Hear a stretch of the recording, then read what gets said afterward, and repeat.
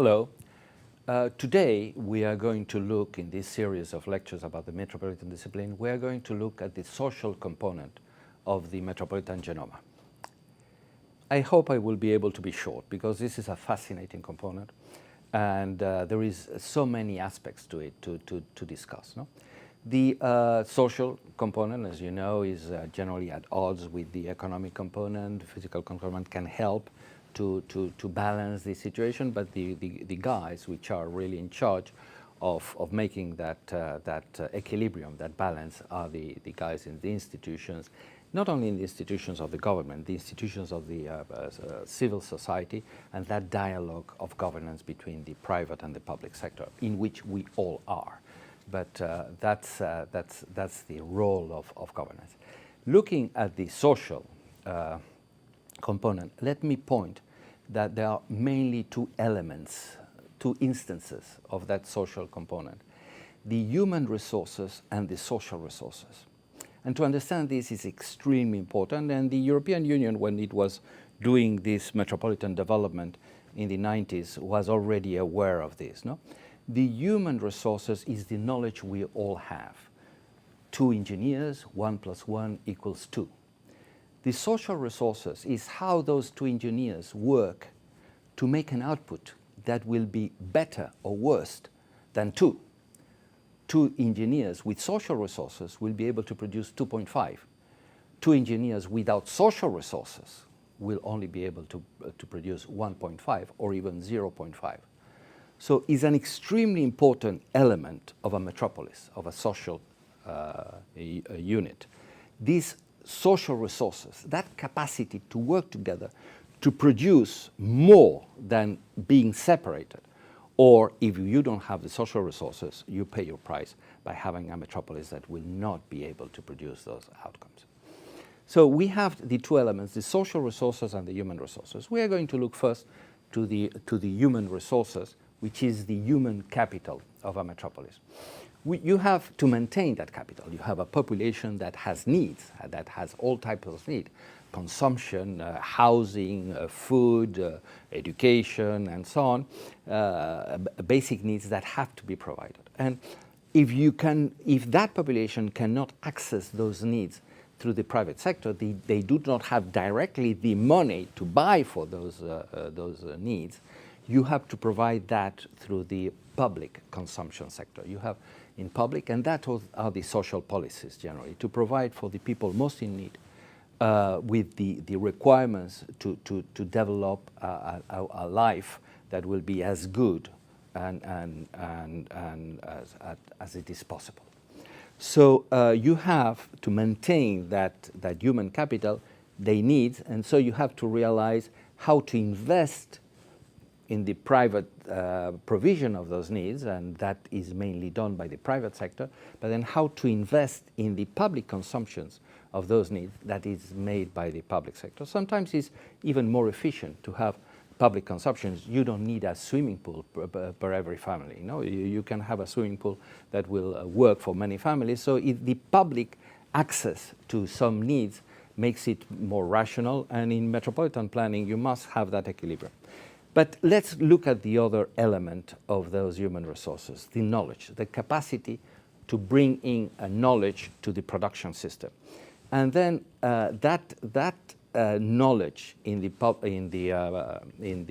human capital requires a general education. Everyone must know minimum things to be able to be incorporated in the productive system of the metropolis. And you need a higher education, very pinpoint people that will be able to provide an added value to the process. And that education, you have to provide it for the human resources to be able to have a good human resource capital.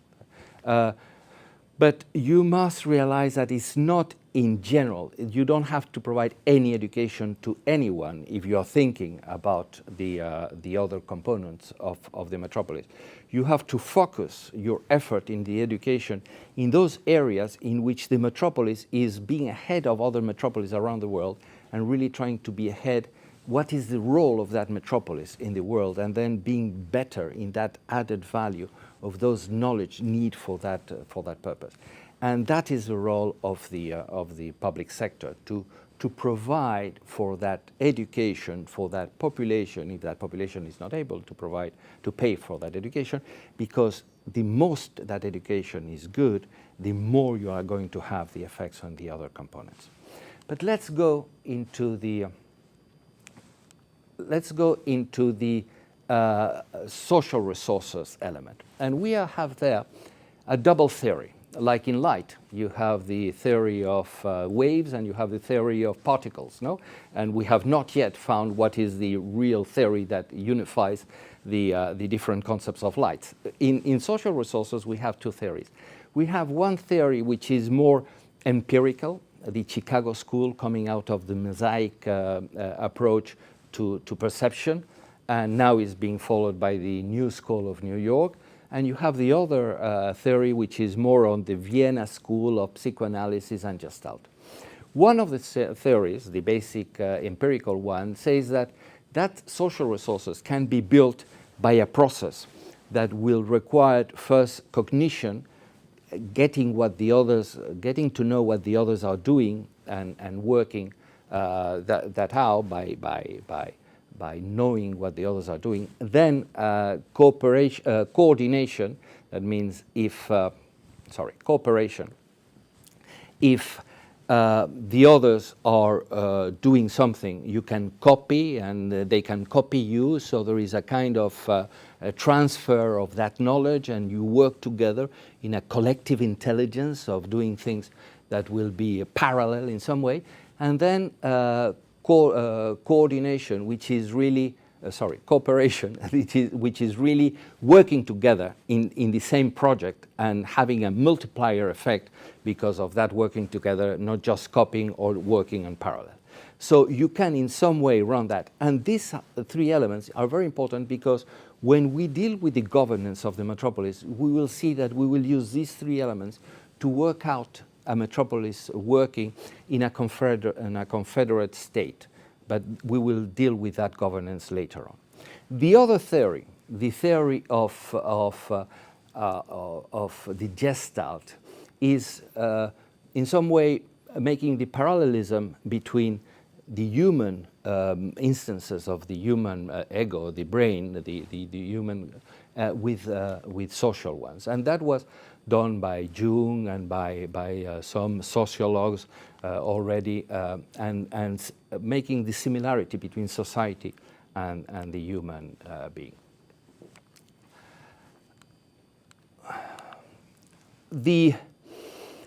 This approach, the Vienna approach, looks at the society as you look at a human being. We have two instances of our personality, which is the superego, the ambitions, the aims, the principles by which we want to rule ourselves, and we have the id, which is the instance of the instincts, the desires, the things we want, but is our basic needs, no? And this conflict between what we want to be and what we want to do has to be balanced by the ego, and that's the basic of psychoanalysis. When we go into sociology, the id is what the society wants to do: consumption, elements of leisure, elements of well-being in a very direct way. And the superego is what that society, what that metropolis wants to be in the future, and the aims of that metropolis for the future. And you see, if you have a limited budget, you either consume that for consumption, you either expend it for consumption, you either expend it for investment to improve the future. And it's the ego that has to, in some way, manage that dichotomy and that struggle between we want the here and now, or we want a better future.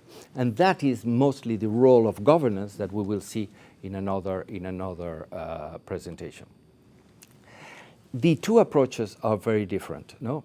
To really improve that future, to improve that superego, you must be innovative, you must have an ethics, a system of ethics of improvement. And if you don't, if what you are looking is just to have the here and now and to have the best time possible in actual terms, you have another type of approach to it. So really a metropolis must be aware of the kind of cultural setting, because that aspect is a cultural setting of a metropolis looking forward in the collective intelligence for the future, or really just look at the actual consumption. We have different ways of planning that future for the metropolis, which is strategic planning, when you integrate all the aspects of the genoma, the economic, social, physical, and governance.